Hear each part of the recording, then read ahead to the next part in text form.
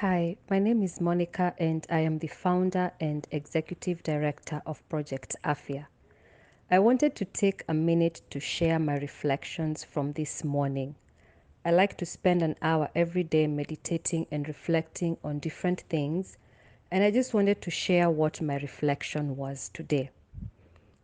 I did some spring cleaning recently, and as I was doing the cleaning, I came across a binder that has some documents that I haven't looked at in a long time. It contains some documents and photos that belonged to my mom. My mom passed away 20 years ago, and this binder has her documents. As I was going through this binder, I came across two certificates. One is a certificate in bookkeeping, and the other one is in typewriting. My mom passed these classes and got these certifications when she was only 18 years old. Also in the binder is a job application that she had sent to Barclays Bank of Kenya, and a letter of recommendation from her then boss, who was an Indian lawyer. He had highly recommended her for the job. Finally, in the binder is a letter from Barclays Bank inviting her for an interview. She was only 20 years old when she started working for Barclays Bank. I'm reflecting on this now because my oldest son is 19 and he's now working his first job. And I'm just thinking, wow, my mom was so young. As I was also thinking of her life in general, I realized that these certificates in typewriting and bookkeeping literally changed my mom's life. Because shortly after this, she met my dad.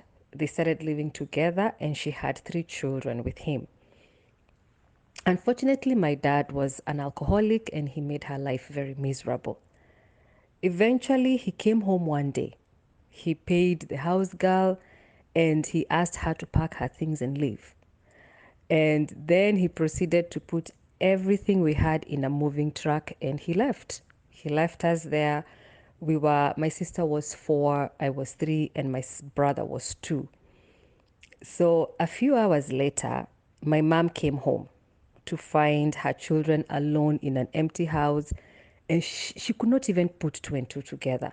I'm sure most of you can imagine the feeling of helplessness that she had at that point. She was only 25 years old at that time. And I'm thinking that's the age I was when I got married and became pregnant with my first child.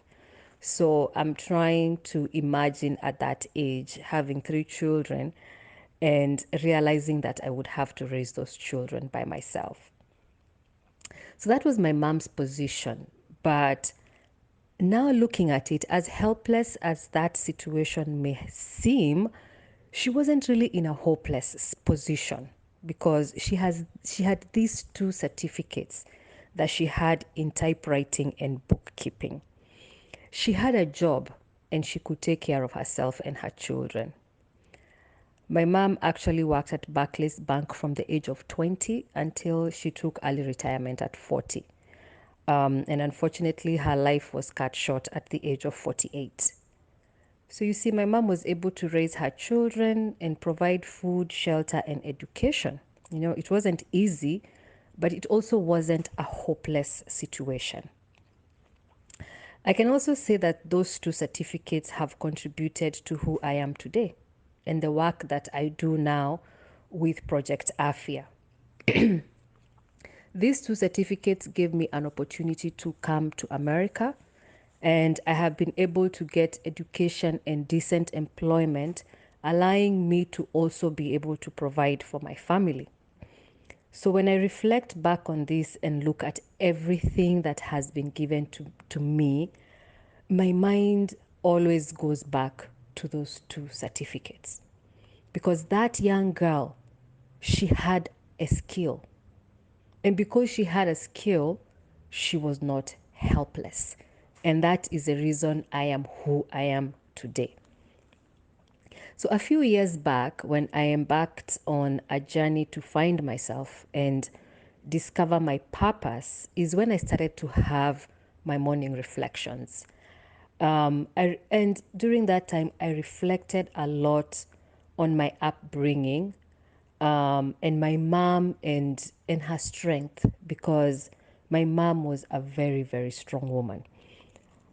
The more I reflected on it, the more I realized how I also have the same confidence and the same strength because of her.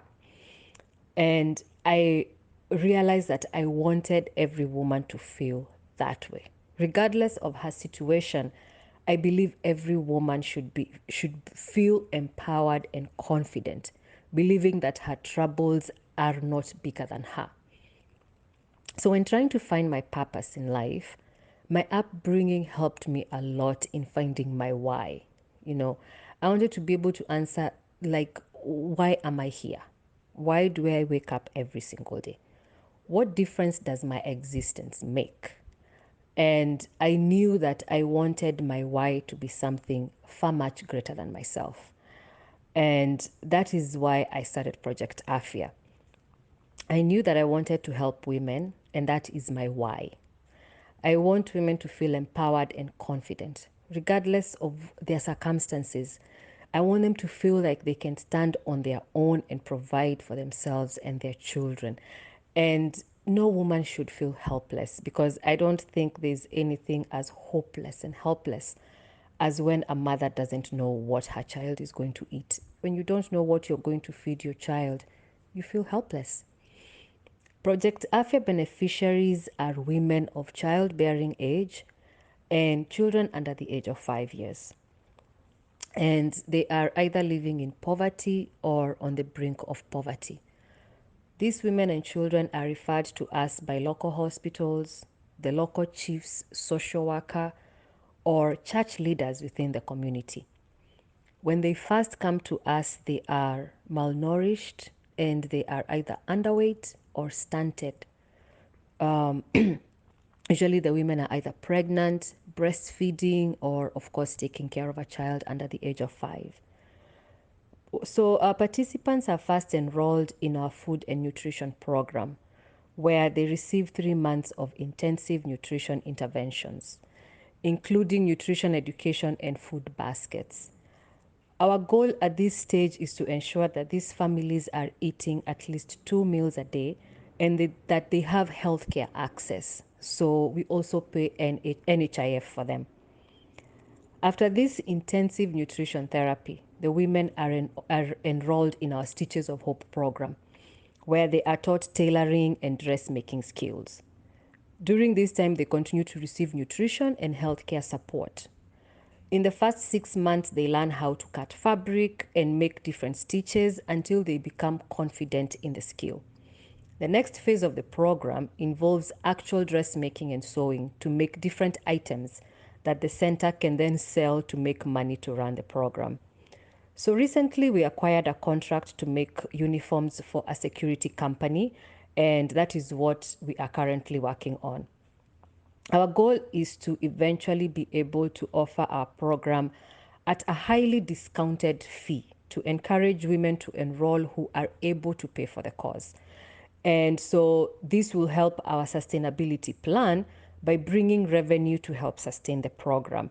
And so from the money that the women are paying, we are able to offer scholarships to women who are in real need, who are not able to afford the program. So, as you can see, we are so grateful to all of our supporters for helping us to get to this point. Our center now has 6 sewing machines, which has helped a lot because each student now is able to have a machine to practice on. And it has made such a big difference. It has had a very, very big impact in the lives of these women. We want to invite you to see the work that we have done together. We invite you to join us for our International Women's Day celebration on March 8th. We are hosting a virtual site visit where you will be able to meet our beneficiaries, our staff members, our volunteers, and our interns from Kenyatta University. This way, you can see for yourself where your donation is going, and you can hear directly from our beneficiaries on the ways that your support has impacted and changed their lives. We've made such great strides, and we could not have done it without your support. We hope that you will join us on March 8th. It will be a Zoom meeting, so you can attend from anywhere. That is anywhere that is convenient for you. We will start at 7:30 a.m. Central Standard Time here in the US, which is 4:30 p.m. Nairobi time.